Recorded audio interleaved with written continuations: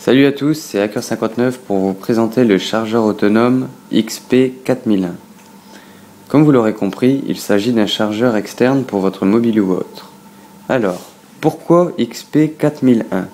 XP pour XPAL, qui est le nom de l'appareil, et 4001 pour sa référence. Le créateur de cet appareil est tout simplement Energizer, qui est le leader du marché de la pile et de la batterie. Donc, comme je vous le disais, il vous permettra de recharger à peu près tout et n'importe quoi, à condition que ce soit du 5 volts maximum. Ce qui est bien, c'est la possibilité de recharger deux appareils simultanément grâce à ces deux ports USB. Donc l'appareil est livré à moitié chargé avec 6 embouts afin de pouvoir l'utiliser de suite. Donc au niveau du packaging, ce que j'ai trouvé sympa, c'est le fait de pouvoir justement ouvrir et pouvoir voir à quoi ressemble l'appareil sans pour autant devoir arracher l'emballage. On va commencer à l'ouvrir.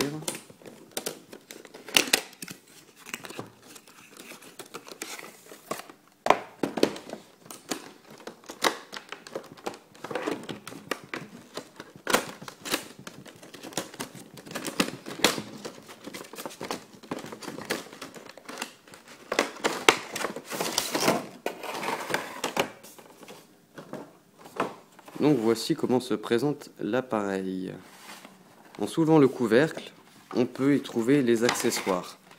Donc la prise secteur afin de recharger le XPAL, sa housse de transport, qui est toute simple en fait, et ainsi que les deux câbles pour pouvoir recharger les accessoires que vous voulez, qui sont élastiques, ce qui permet d'avoir un petit et un grand câble à la fois, et une notice. Donc, comme nous vous l'avions dit, il est livré avec 6 accessoires afin de pouvoir recharger quelques-uns des appareils les plus utilisés. Donc, au niveau du XPAL, en fait, rien à dire, la finition est bonne. Il est bien protégé par un film plastique afin d'éviter toute rayure durant le transport. Donc au niveau de notre avis, en fait on a testé l'appareil de fond en comble et nous avons trouvé qu'un seul point négatif, c'est le fait qu'il y ait deux ports USB, un de 1000 mAh, un autre de 500 mAh. Et malgré qu'on a retourné la notice, la boîte, nous n'avons pas pu déterminer lequel des deux ports USB était celui de 1000 mAh. Or, il y a une différence, que les appareils se rechargent plus rapidement, et pour ceux qui ne sont pas compatibles, ça peut cramer l'appareil. Donc en fait, on a tout simplement mis un ampèremètre afin de le déterminer, et celui de 1000 mAh, c'est tout simplement celui-là. Donc au niveau de l'appareil, comment ça se présente? Donc vous avez un bouton marche-arrêt, tout simplement, deux ports USB, donc les deux qu'on vient de voir, et la prise d'alimentation pour pouvoir recharger le XPAL. Au niveau de la finition, comme je vous le disais tout à l'heure, il est bien fini, il est laqué, il est brillant. Il y a des bords anti-adhérents afin que l'appareil ne vous glisse pas des doigts. Au niveau de la taille, c'est un tout petit peu plus grand qu'un iPhone 4, donc ça peut rentrer dans une poche ou être transportable assez facilement. En ce qui concerne les points positifs, il y en a trop, mais nous allons vous dire l'essentiel. Donc le premier point, c'est qu'il permet de recharger deux appareils simultanément grâce à ces deux ports USB. Le deuxième, c'est la possibilité de commander d'autres adaptateurs gratuitement. En fait, il y a juste les frais de port à payer qui s'élèvent à peu près à 3 €, ce qui est tout à fait... c'est pas vraiment cher en fait, tout simplement, parce que 3 € pour avoir ces 9 accessoires supplémentaires, c'est pas cher, quoi, en fait, tout simplement. En ce qui concerne la première mise en route, Energizer conseille de le décharger intégralement pour pouvoir le charger 8 heures d'affilée la première fois pour que le premier cycle se fasse correctement. Après, par la suite, le XPAL se recharge entre 3 et 4 heures. Pour savoir si l'appareil est chargé complètement, vous avez ce petit témoin-là qui s'allume en rouge pour dire que l'appareil est en train de charger et il passe au vert tout simplement pour indiquer que l'appareil a fini de recharger. Une fois l'appareil complètement chargé, il vous permettra de recharger un iPhone par exemple 4 fois. Énorme, me direz-vous. Mais c'est normal, puisque c'est Energizer qui l'a conçu. Donc nous allons le tester afin de vous faire voir l'appareil en action. Donc pour le test, nous allons recharger un Nokia C3 et une manette de Wii. Donc on va commencer.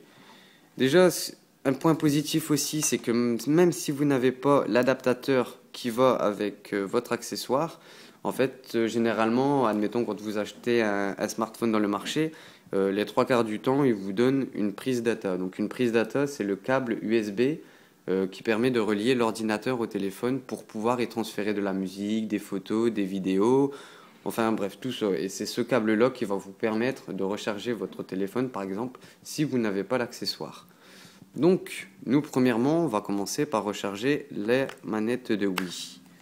Donc je le branche, là rien ne se passe, c'est normal, il faut allumer l'appareil.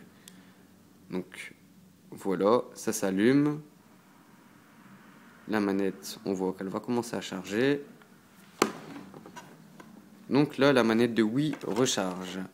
Maintenant, nous allons prendre l'adaptateur pour Nokia afin de recharger celui-ci. Donc, on branche la prise. Et puis, on le branche. Et voilà. Donc là, on peut constater que le téléphone se recharge en même temps que la Wii. Ce qui est bien, comme nous vous le disons, c'est le fait, la possibilité de pouvoir recharger plusieurs appareils en même temps. Au niveau d'un autre point positif que nous avons pu constater, c'est suite au possesseur d'iPhone, car là, maintenant que l'iOS 6.1.3 est sorti, les appareils ne sont jailbreakables que en Thunderhead. C'est-à-dire que à chaque fois que votre iPhone sera éteint, il vous faudra un PC pour pouvoir le rallumer. Ce qui peut être embêtant si vous n'êtes pas chez vous ou si votre téléphone s'éteint parce qu'il n'a plus de batterie. Donc c'est là que Xpal entre en action. Il vous permet de tout simplement laisser votre téléphone allumé. Donc c'est une batterie de secours, c'est sa fonction principale. Et comme nous avons pu le constater, il le fait agréablement bien. Donc voilà, c'était notre test du Xpal 4001.